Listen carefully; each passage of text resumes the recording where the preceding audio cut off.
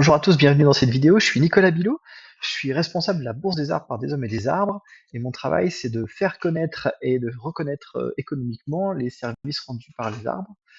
Et la vidéo que vous allez voir, c'est la restitution d'une première phase de travail conduite dans le cadre d'un travail d'évaluation des services écosystémiques forestiers commandité par le PNR des Vosges du Nord dans le cadre d'un projet qui s'appelle Life Biodivest. Donc Life financé par l'Europe, Biodivest, un projet porté par la région Grand Est. La vidéo commence au cours de l'introduction menée par Sébastien Morel, qui est chef du pôle nature et agriculture du PNR des Vosges du Nord. Bon visionnage.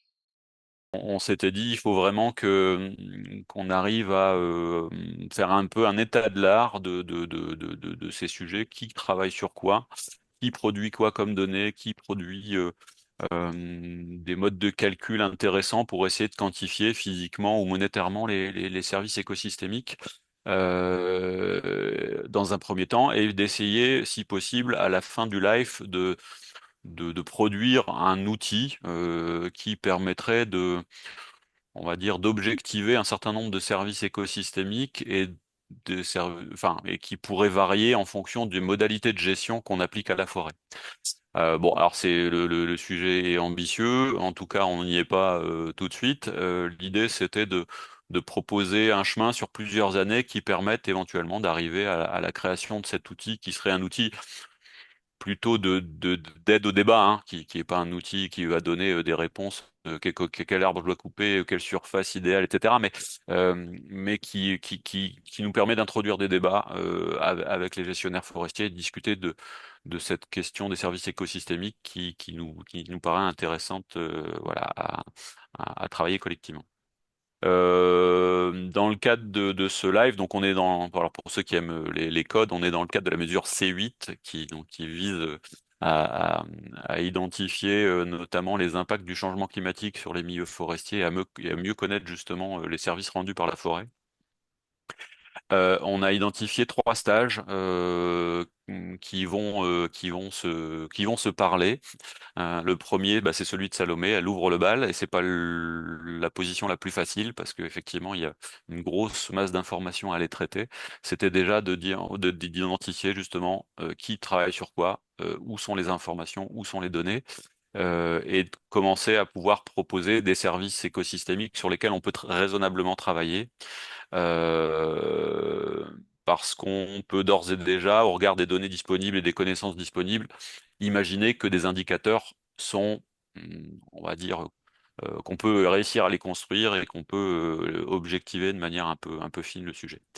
Le deuxième objectif sous-jacent au stage, c'était de créer un espèce de collectif qui travaille sur ces sujets et qui travaillera sur ces sujets au fil des années, puisque vous savez que le Live Biodivest, voilà, on en a jusqu'à 2032, et peut-être après, puisque c'est dynamique, on va essayer de les poursuivre aussi. Et donc, il nous paraissait intéressant d'avoir un comité scientifique et technique et un comité on va dire, de gens qui sont intéressés par ces sujets tout simplement, et qu'on puisse réunir régulièrement pour se tenir au courant des avancées des uns et des autres. Et alors aujourd'hui, on va parler de services écosystémiques forestiers, mais on a aussi veillé à ce que cette démarche, elle soit, on va dire, co-construite avec nos collègues du PNR de Lorraine qui travaillent sur les questions de services écosystémiques sur les milieux prairiaux cette fois. Voilà. Et donc on a construit une grande partie de la démarche ensemble avec Sophie Roy, qui est présente et qui pourra compléter cette introduction. Voilà, je peux donc en gros pour nous le contrat de ce premier stage est rempli. Je remercie Nicolas et Salomé de se prêter à cet exercice. Ce qui est important, c'est voilà, transmettre un peu cette synthèse à toutes les personnes intéressées. Mais en tout cas, voilà, je vous souhaite de bons échanges et merci encore une fois de l'organisation de cette petite visio. Bonjour à tous, merci Nicolas et Sébastien pour cette introduction. Donc effectivement, on avait vraiment identifié le besoin de créer un peu un collectif commun pour ces actions, puisque on avait tous les deux des objectifs de travailler sur les services écosystémiques. Et finalement, que ce soit prairies ou forestier, finalement, on s'est dit qu'une méthodologie commune pouvait émerger de nos réflexions. Donc, je pense que c'est ce que va vous présenter Salomé, avec notamment le travail de priorisation par les acteurs du Grand Est, puisque le Live Digest, c'est bien à l'échelle de toute la région Grand Est. Et donc, voilà, je vais lancer un petit appel pour ceux qui le souhaitent. Nous, on a un petit peu travaillé différemment puisqu'on n'avait pas de stagiaires à disposition, mais c'est plutôt sous forme de petits visio de 1 heure, 1 h 30 sur chaque indicateur priorisé sur lequel on travaille. Et donc, on en a priorisé pour deux services d'approvisionnement, donc notamment l'eau douce et la production de fourrage. Sur les services de régulation, on a le maintien de la qualité des eaux, la séquestration de carbone et tout ce qui est plutôt offre d'habitat, de refuge et de nurserie. Et on a sélectionné également 2 services culturels, plutôt sur tout ce qui est héritage passé ou futur et l'existant, et puis la connaissance et l'éducation. Donc, si certains d'entre vous sont intéressés par ces sujets en lien avec les prairies, n'hésitez pas à vous manifester. Nous pouvons très bien vous intégrer à ces groupes de travail. Et je vais laisser du coup Salomé présenter l'ensemble de son stage et faire sa restitution. Je vous remercie. Merci à tous pour votre présence aujourd'hui, donc pour la restitution de cette première étape qui est effectivement l'objectif de recenser les ressources régionales à travers donc le Grand Est pour pouvoir au bout de 3 ans évaluer les services écosystémiques forestiers du Grand Est. Donc bien sûr en partenariat donc avec l'association des hommes et des arbres et le PNR des Vosges du Nord et donc dans le cadre du projet Live Biodivest. Donc, nous allons commencer par vous expliquer la démarche qui a été mise en place. Puis, je vais vous expliquer les résultats avec quelques exemples. Nous pourrons discuter, je vais discuter de ces résultats et enfin, nous arriverons à la conclusion. Donc, j'espère que mes diapos se défilent correctement. Donc, en première partie, concernant la démarche conceptuelle, nous avons des services écosystémiques forestiers à évaluer. Donc pour cela, il nous faudrait en tout cas des indicateurs que l'on peut retrouver ici sur ce schéma, qui sont eux-mêmes issus de différents calculs et donc de données et de mesures qui proviennent de différents éléments. Nous nous sommes posés 4 questions. Donc la première, quels services évaluer prioritairement? Ensuite, quels sont les indicateurs pour évaluer ces services? Comment calculer et mesurer les différents indicateurs? Et ensuite, quelles sont les données qui sont existantes et mobilisables à l'échelle de la région? En termes de première question, quel service évaluer prioritairement? Nous avons réalisé une première consultation avec, effectivement, en regroupant le comité technique avec le PNR de Lorraine. Donc, vous pouvez voir la photographie sur la figure 1, où nous avons pu rencontrer, parler, échanger avec 13 experts donc, issus de différents lieux, donc de la région, du Seine, de Parc, donc du PNR de Lorraine et du PNR des Vosges du Nord. Et donc tout ça pour déjà mobiliser en première partie ces différents acteurs, ces différents experts dans le début de notre travail. Et donc nous avons demandé à ce que ces experts priorisent effectivement des services écosystémiques que nous leur avons transmis. Nous leur avons donné une liste de 24 services écosystémiques forestiers donc, pour lesquels il fallait les prioriser. Donc, nous avons transmis 10 gommettes les consignes étaient 10 gommettes par expert. Et il fallait que chaque expert choisisse au moins une gommette par type de service écosystémique et prenne au maximum 2 gommettes par service écosystémique forestier. Donc tout ça pour avoir un panel assez large de services écosystémiques à évaluer pour les prochains temps et avoir une représentation de chaque type de service écosystémique. Et ensuite, pour recueillir des indicateurs, nous avons distribué des post-it à chaque expert pour qu'il puisse tout simplement noter les indicateurs auxquels il pensait et pouvoir ainsi le mettre sur les services écosystémiques qui avaient été priorisés. Donc là, comme vous pouvez le voir sur la figure 1. En termes de résultats, donc pour les services à évaluer prioritairement, pour les types d'approvisionnement, nous avons les services de matériaux et fibres, eau douce et biomasse à vocation énergétique qui ont été retenus. Pour le type des services culturels, nous avons les activités récréatives et la connaissance et l'éducation. Et pour la régulation, nous avions le service de séquestration de carbone, l'offre d'habitat de refuge et de nurserie, le maintien de la qualité des sols, la régulation du climat et le maintien de la qualité des eaux, qui ont été les services qui ont été priorisés lors du comité technique. Ensuite, les indicateurs que nous avons pu obtenir sont très nombreux. Donc, on voit par exemple le capital valeur économique, les débits de rivière, etc., les paramètres physico-chimiques pour le maintien de la qualité des eaux. Donc, on a eu beaucoup d'indicateurs, ce qui est très, très intéressant. Mais néanmoins, il reste très hétérogène. En effet, certains sont mesurables, d'autres sont calculables, donc on n'a pas les mêmes éléments en fait. Donc il nous fallait un élément, un lien pour pouvoir lier tout ça et pour pouvoir donc, continuer à notre action, pour pouvoir évaluer les services, dans l'objectif d'évaluer les services écosystémiques forestiers. Donc, nous sommes intéressés au cadre conceptuel du modèle en cascade de Heineschung et Pochin, qui a été réalisé en 2010, où l'on découvre sur cette cascade que nous avons des processus au niveau de l'environnement et que ces processus ensemble forment des fonctions écosystémiques. Que ces fonctions écosystémiques, une fois qu'on y ajoute une valeur humaine, permettent d'obtenir des services écosystémiques. Et que ces services, par exemple, si on y intègre une valeur économique, on va pouvoir avoir des bénéfices. Donc pourquoi nous sommes intéressés à cette cascade? Parce que déjà, elle nous permettait de ranger en fait les indicateurs par case, on va dire, comme vous pouvez le voir sur la figure 2. Et aussi, c'était dans l'objectif d'élaborer un outil de calcul informatisé donc pour la suite du travail. Donc, pour les questions comment calculer et mesurer l'indicateur et quelles données existantes mobilisables, nous avons créé notre propre cascade conceptuelle donc à partir de la cascade de Heineschung et Pochin, qui ressemble à ça. Donc, on va retrouver des variables biophysiques, donc c'est ce qu'on mesure dans l'écosystème, qui vont nous donner des fonctions écosystémiques. Donc, dans l'écosystème, c'est ce qu'il se passe. Ensuite, des services écosystémiques, donc l'écosystème nous donne. Et nous donne quoi? Des usages, donc c'est ce qu'on prend dans l'écosystème.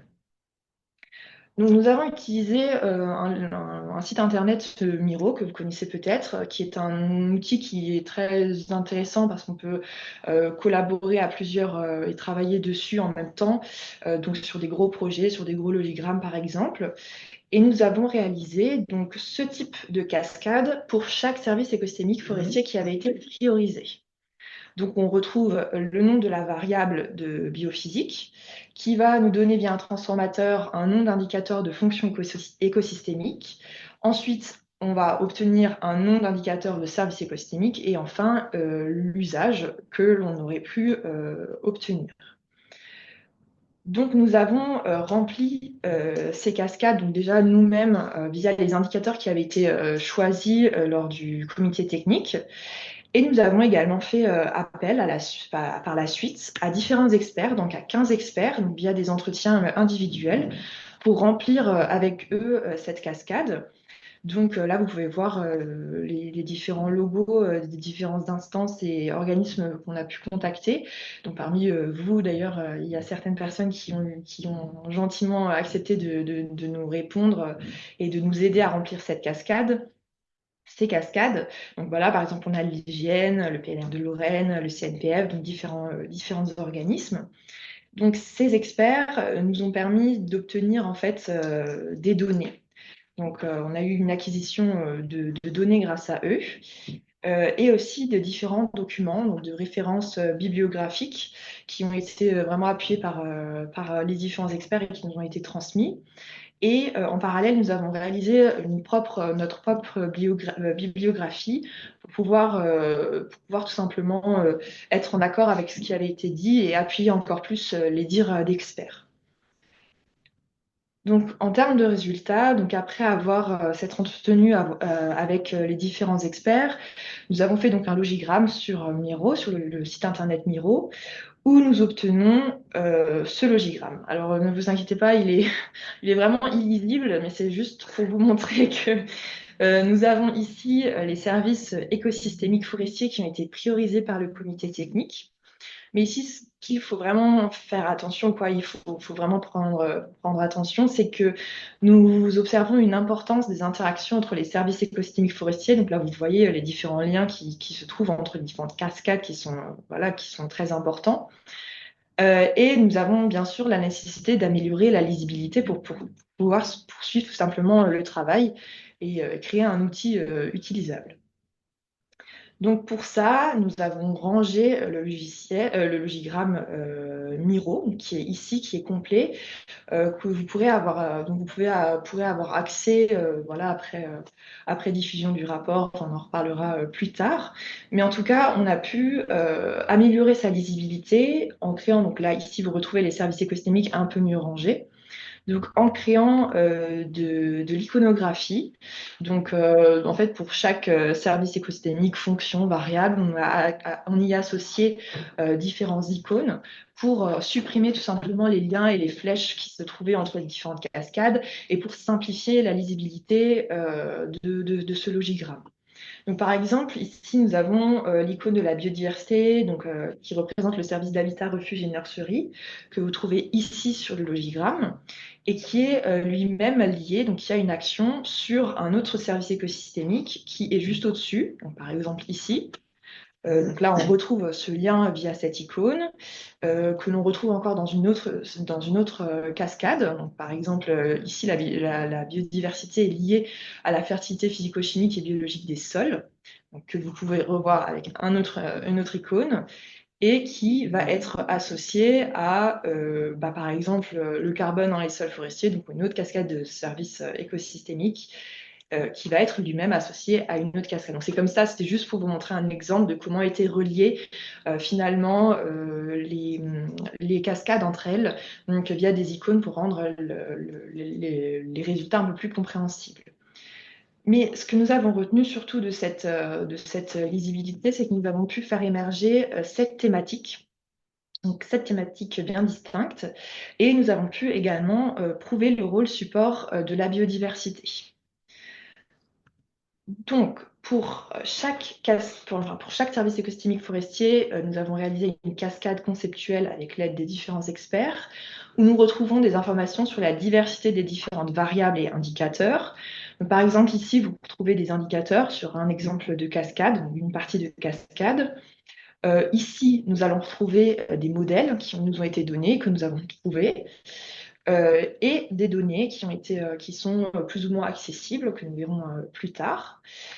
Et pour chaque service, nous avons pu décrire ainsi le fonctionnement des écosystèmes forestiers par thématique, pour lesquels nous avons à chaque fois observé les forces et limites de chaque thématique, et nous nous sommes intéressés aux transversalités entre ces thématiques.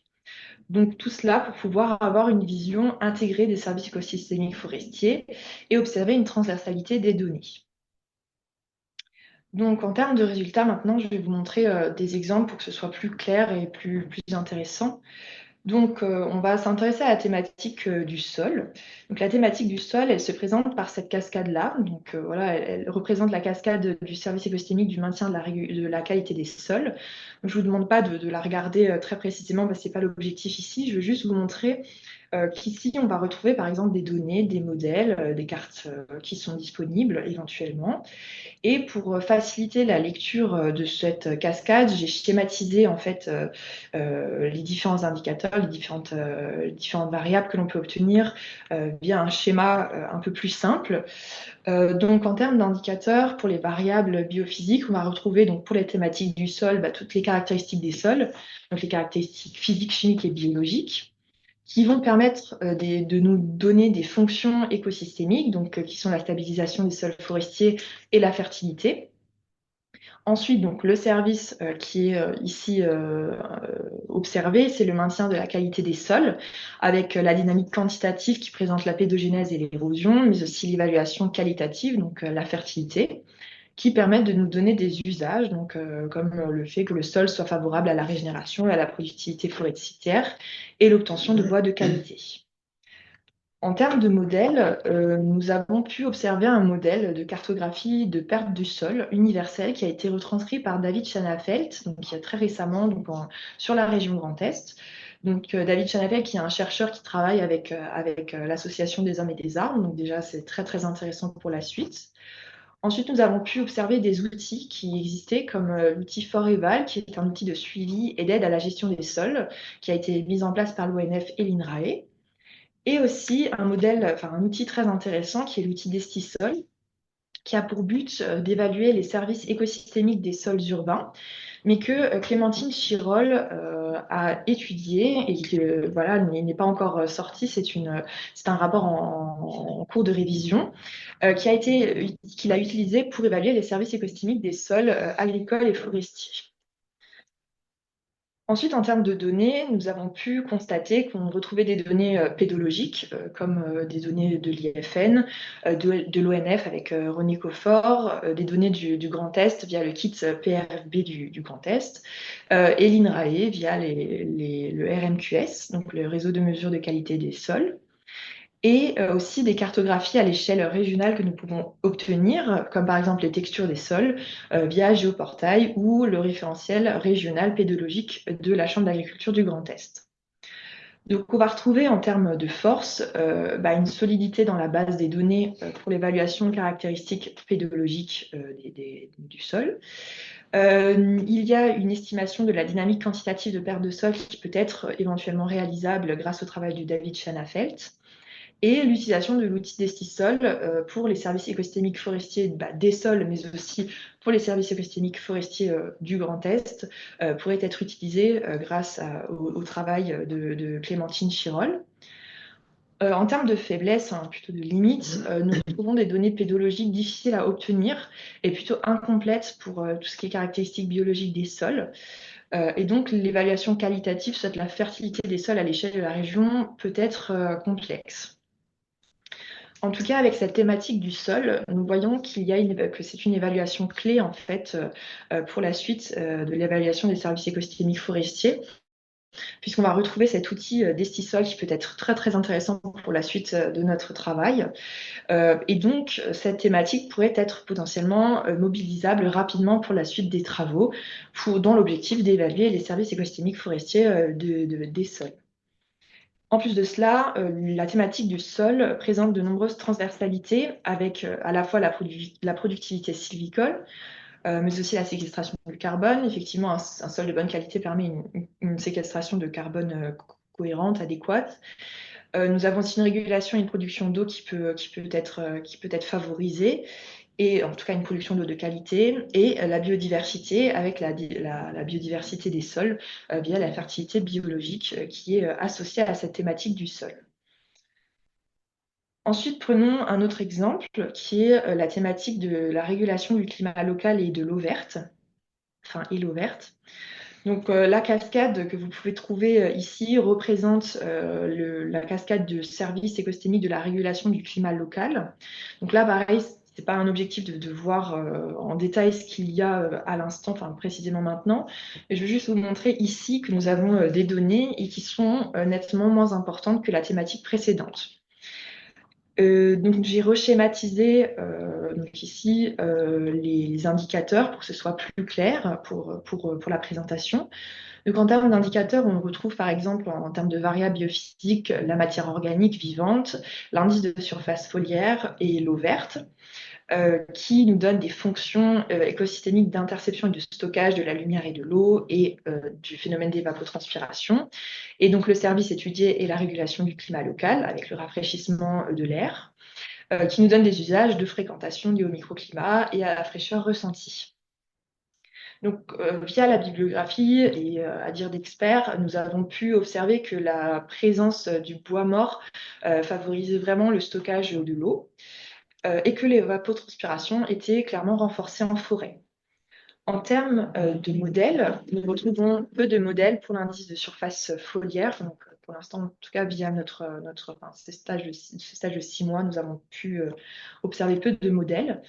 Il y a un modèle de photosynthèse qui a été étudié par Arrain et al., mais c'est au Canada, donc, et c'est très ancien, donc en 2002. Nous avons trouvé de la littérature qui montre qu'en fait, il faut considérer le mécanisme d'absorption foliaire de l'eau dans les futurs modèles que l'on utilisera. Et également les modèles de Météo France qui sont potentiellement utilisables. En termes de données, nous avons des données internationales de télédétection que l'on peut obtenir, mais elles sont internationales donc, pour le LAI, donc via Copernicus, et aussi des paramètres météorologiques et climatologiques via Météo France. Donc, en termes de force, ici, on retrouve de nombreuses connaissances scientifiques et de littérature sur le sujet de manière globale, et les données du LAI pourraient potentiellement être exploitables. Néanmoins, il y a peu de données qui sont accessibles pour quantifier l'eau verte. Les données du LAI sont internationales, donc elles peuvent être difficilement mobilisables à petite échelle, donc au niveau de la région Grand Est. Et on retrouve un manque de données et d'études réalisées dans la région à ce sujet. Et il y a également une discussion qui se fait autour de l'importance du rôle du bois mort à pouvoir stocker de l'eau, puisque certains experts semblent considérer que ce rôle est peut-être négligeable. Donc ici, pour cette thématique, nous retrouvons peu d'indicateurs et de moyens pour l'évaluation future de ce service, mais néanmoins, cela nécessiterait pour la suite des travaux des efforts de collecte de données pour pouvoir renforcer effectivement la possibilité d'évaluer ce service. En plus, nous avons une transversalité aussi avec cette thématique, avec évidemment la biomasse et la croissance des arbres, donc la thématique du bois, la thématique du sol, puisque l'humus permet de retenir l'humidité des sols, et la biodiversité, puisque le taux de végétation ou la diversité structurelle ont un lien, favorisent l'interception et l'évapotranspiration. Donc en termes de résultats, je rappelle, nous avons travaillé sur 7 thématiques. Donc, 2 thématiques ont été identifiées comme ayant des manques et qu'il aurait fallu avoir effectivement réalisé des efforts de collecte pour la suite de l'évaluation de ce projet. Donc, on retrouve le climat local et l'eau verte. Donc, c'est ce que je viens de vous décrire avec la régulation du climat local comme service écosystémique. On va retrouver peu d'indicateurs et de moyens. Il y a aussi le thématique de la biodiversité qui présente donc le service d'offre d'habitat de refuge et de nurserie, où là, on va avoir de nombreux indicateurs très intéressants, mais comme c'est un service support, c'est très difficilement quantifiable. Et donc, voilà, des efforts de collecte sont à mener, même s'il y a déjà beaucoup d'éléments qui sont faits à l'échelle de la région. On retrouve aussi des thématiques qui sont mobilisables, donc 5. On retrouve la thématique du bois, avec le service de matériaux et fibres et biomasse à vocation énergétique, qui présente donc des données et des modèles de calcul qui sont mobilisables assez rapidement. On va retrouver également le carbone, avec la séquestration de carbone, dont l'évaluation pourrait être plutôt envisageable en priorité dans la biomasse aérienne, plutôt que dans les sols forestiers. Ensuite, nous avons les sols avec le maintien de la qualité des sols qui présente donc une évaluation clé dans l'évaluation des services écosystémiques forestiers. Donc, c'est ce que j'ai dit précédemment. Et la thématique de l'eau bleue avec donc l'eau douce, le maintien de la qualité des eaux, la régulation des débits d'étiage et des inondations et des crues, donc qui est très intéressante parce qu'on va retrouver une base de données pertinente qui est le CIERM. Et enfin, les activités humaines, donc la dernière thématique, qui représente les services d'activité récréative et la connaissance et l'éducation, qui montrent des modèles économiques clés qui ont été réalisés en plus à l'échelle de la Lorraine, donc qui sont très intéressants et qui ont été faits par des chercheurs qui sont basés sur Nancy, donc qui sont facilement accessibles. En termes de discussion, maintenant, effectivement, nous avons réalisé une reconceptualisation de la cascade de Heinesung et Pochin, et cela peut paraître une limite, puisque cette cascade a été vivement critiquée par Constanza et al., puisque Constanza décrit qu'en fait, cette cascade est liée à une association, elle est liée à un modèle plutôt économique, qu'on va retrouver une linéarisation via cette cascade de processus dynamiques et complexes qui sont représentatifs des processus environnementaux, et que cette cascade présente une difficulté de la prise en compte de la durabilité et de la pérennité des services écosystémiques. Mais dans cette reconceptualisation de la cascade, nous avons pu représenter une transversalité assez importante entre thématiques, dont l'objectif est de prioriser ensuite les services écosystémiques forestiers ayant le plus d'impact. Donc pour conclure un peu sur cette discussion, nous pouvons voir que la reconceptualisation de notre cascade peut permettre de présenter des transversalités, ce que ne fait pas la cascade de Hainosung et Pochin. Elle est aussi adaptable aux différents acteurs que l'on tente, que l'on souhaite sensibiliser. Donc elle est modifiable, elle n'est pas que linéaire. Et on peut également prendre en compte la durabilité et les effets de gestion. Là, ça, c'est observable dans le rapport via le site Miro, où là, la gestion a été également prise en compte. Et donc, la cascade de Hainosung et Pochin, en tout cas les critiques de cette cascade ne peuvent pas forcément, enfin, ne sont pas forcément, peuvent ne pas être mises en place pour notre reconceptualisation de la cascade. Ensuite, en termes de limites de l'étude, nous avons une concertation plutôt partielle, puisqu'en effet, lors du comité technique, nous avions une faible représentativité d'experts forestiers. Et il y a un manque de certains experts, par exemple des gestionnaires forestiers, lors des entretiens individuels que nous avons mis en place.